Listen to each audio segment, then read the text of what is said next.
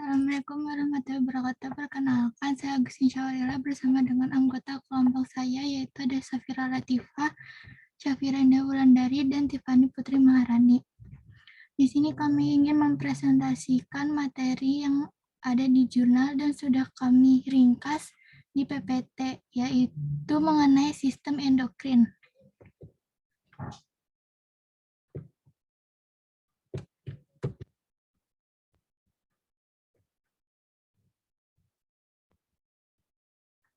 Sistem endokrin atau disebut dengan hormon merupakan suatu molekul yang diproduksi dari kelenjar endokrin yang terdiri dari hipotalamus, kelenjar hipofisis, kelenjar adrenal, gonad atau testis dan ovarium, kelenjar tiroid, kelenjar paratiroid, dan pankreas.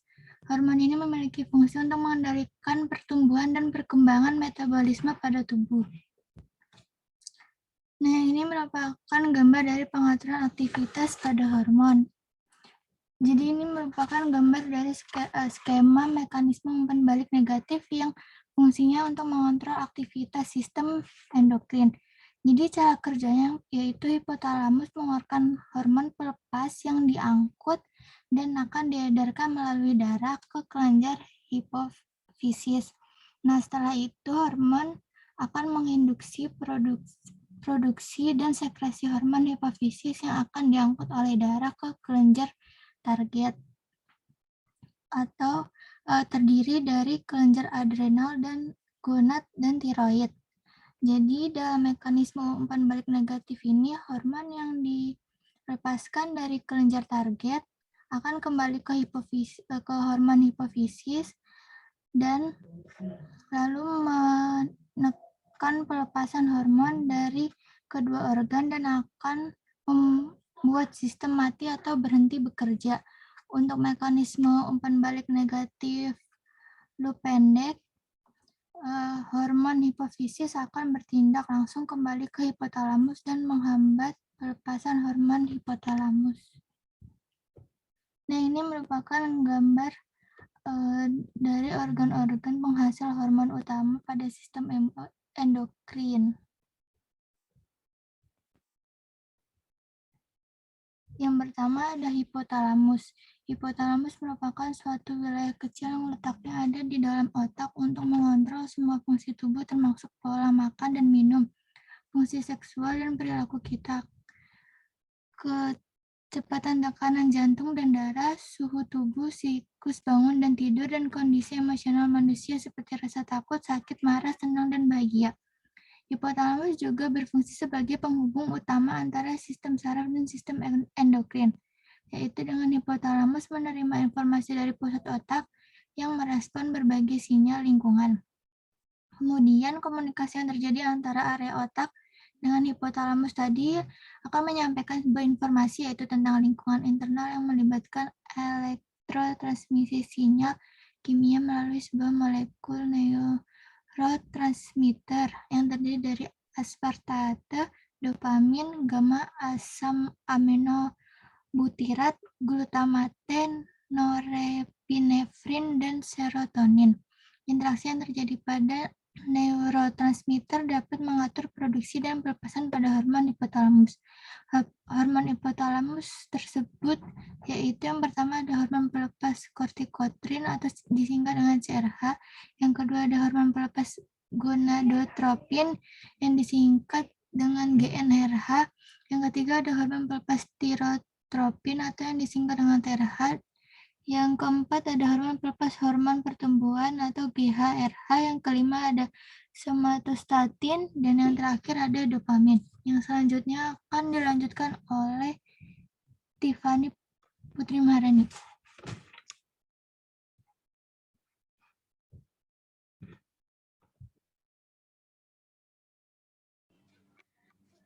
Yaitu yang selanjutnya ada hipofisis. Hipofisis merupakan kelenjar yang memiliki ukuran seperti kelereng kecil dan letaknya berada di otak, tepat di bawah hipotalamus.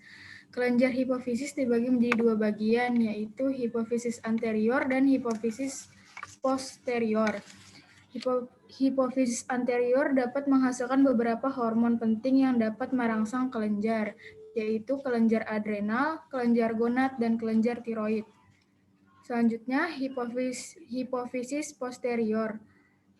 Hipofisis posterior ini tidak dapat menghasilkan hormon sendiri, akan tetapi sebagai gantinya hormon posterior menyimpan dua hormon, yaitu hormon vasopresin dan oksitosin yang diproduksi oleh neuron yang ada di hipotalamus. Selanjutnya, kelenjar adrenal. Kelenjar adrenal merupakan struktur kecil yang letaknya ada di atas ginjal. Strukturnya terdiri dari lapisan luar dan lapisan dalam. Lapisan luar terdiri dari korteks dan lapisan luar terdiri dari medula. Lapisan luar kelenjar adrenal korteks menghasilkan banyak hormon, yaitu kortikosteroid dan glukokortikoid dan mineral kortikoid. Korteks ini merupakan sumber hormon seksual dalam jumlah yang kecil, akan tetapi jumlahnya tidak sebanding dengan yang biasanya diproduksi oleh ovarium dan testis. Lapisan dalam kelenjar adrenal medula ini menghasilkan dua zat, yaitu adrenalin dan non-adrenalin, yang akan dilepaskan sebagai bagian dari respon flight to flight terhadap berbagai faktor stres. Selanjutnya, gonad. Gonad yaitu merupakan ovarium dan testis. Gonad memiliki dua fungsi utama, yaitu menghasilkan sel germinal, yaitu sel telur di ovarium, dan spermatozoa di testis.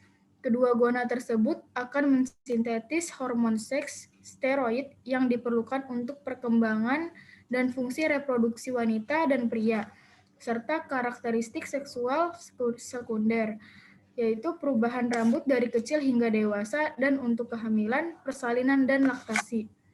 Kemudian ada 3 jenis hormon seksual, yaitu pada wanita ada hormon estrogen dan progesteron.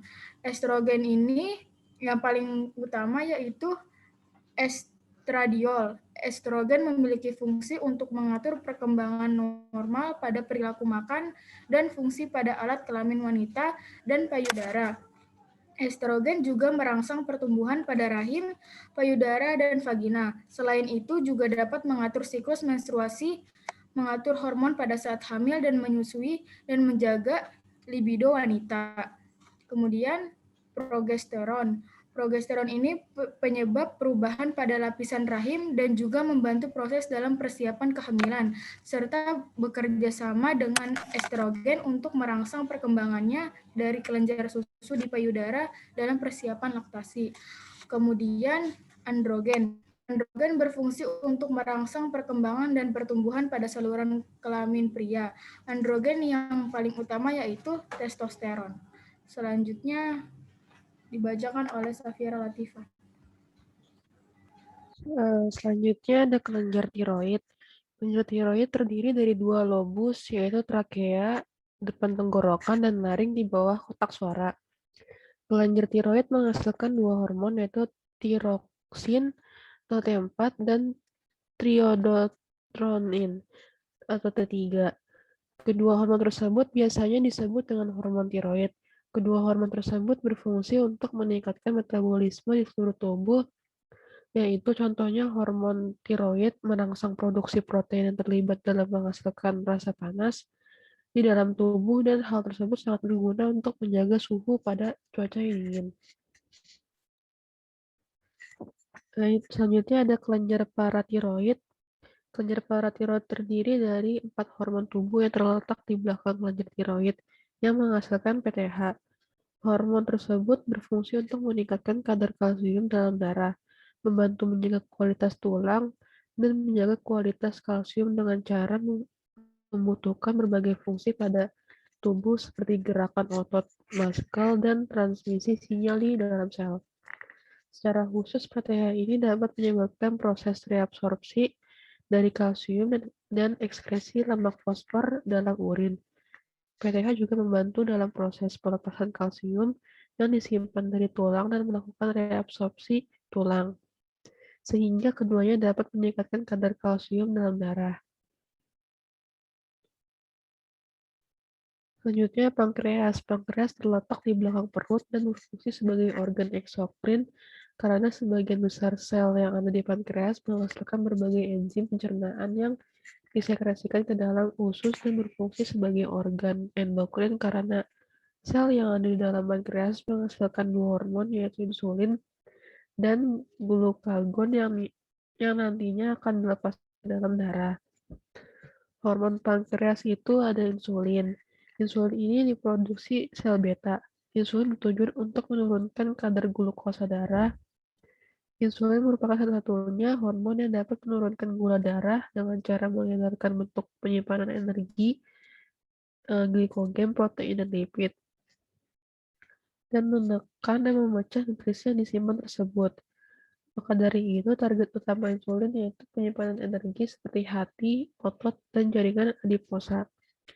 Adapun efek metabolisme dari insulin yaitu meningkatkan penyerapan glukosa ke dalam sel dan dipecah menjadi glikogen, merangsang pengangkutan asam amino ke dalam sel dan sintesis protein ke dalam sel hingga menurunkan kadar asam amino di hati, meningkatkan sintesis lemak di hati dan jaringan adiposa hingga menurunkan kadar gliserol.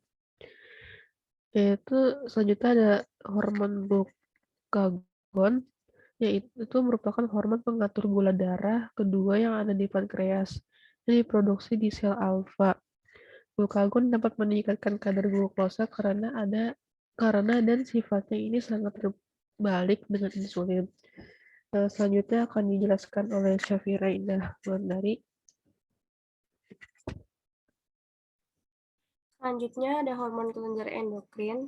Hormon yang dihasilkan oleh kelenjar endokrin diantaranya yang pertama itu ada hipotalamus yang berfungsi untuk merangsang pelepasan hormon pertumbuhan dari kelenjar di bawah otak, menghambat pelepasan prolaktin dari hipofisis, dan merangsang hipofisis untuk melepaskan perangsang hormon tiroid.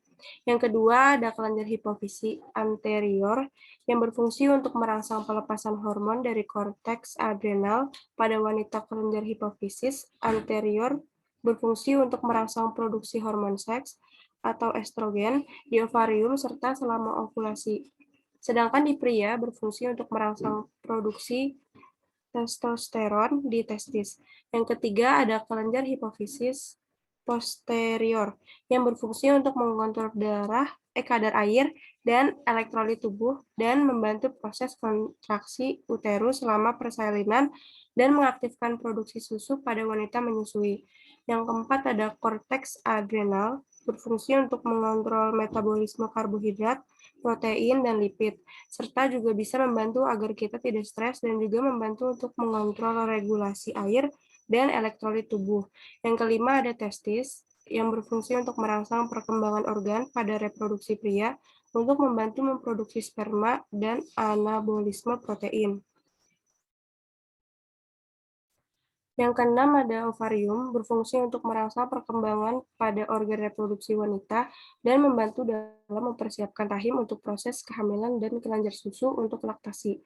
Ketujuh ada kelenjar tiroid yang berfungsi untuk mengontrol proses metabolisme di semua sel dan membantu mengontrol metabolisme kalsium atau menurunkan kadar kalsium dalam darah.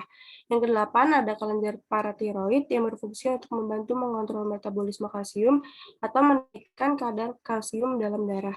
Yang terakhir ada pankreas berfungsi untuk membantu mengontrol metabolisme karbohidrat atau menurunkan kadar gula dan meningkatkan kadar gula. Sistem hormon. Jadi, hormon ini dikendalikan langsung oleh jalur metabolisme yang mereka kontrol. Misalnya kadar gula darah secara langsung mengontrol pelepasan insulin dan glukagon yang ada di pankreas. Dan kadar kalsium dalam darah mengatur pelepasan PTH, paratiroid hormon. Banyak sekali hormon yang diproduksi oleh kelenjar pengatur dan nantinya akan diatur oleh hormon hipofisis dan dikendalikan oleh hormon hipotalamus. Adapun contoh dari hormon pengatur tersebut yaitu hipotalamus, hipofisis, aksis adrenal atau HPA yang berfungsi untuk mengatur berbagai fungsi metabolisme. Terus ada hipotalamus hipofisis gonad, HPG yang berfungsi untuk mengatur pelepasan hormon seksual pada pria dan wanita, dan hipotalamus hipofisis tiroid atau HPT yang berfungsi untuk mengontrol proses pembakaran kalori pada tubuh. Jadi kesimpulannya yaitu sistem endokrin ini sangat kompleks dan dikontrol sangat ketat oleh jaringan hormon yang dihasilkan oleh kelenjar endokrin di seluruh tubuh. Semua hormon yang dihasilkan tersebut memiliki fungsinya masing-masing, seperti kadar gula darah yang dilepas dengan hormon insulin dan glukagon melalui pankreas. Dan adapun hormon lain seperti HPA, HPG, dan HPT yang dikendalikan melalui mekanisme umpan balik yang rumit. Dan juga banyak sekali interaksi tidak langsung di antara semua hormon untuk mengatur fungsi tubuh.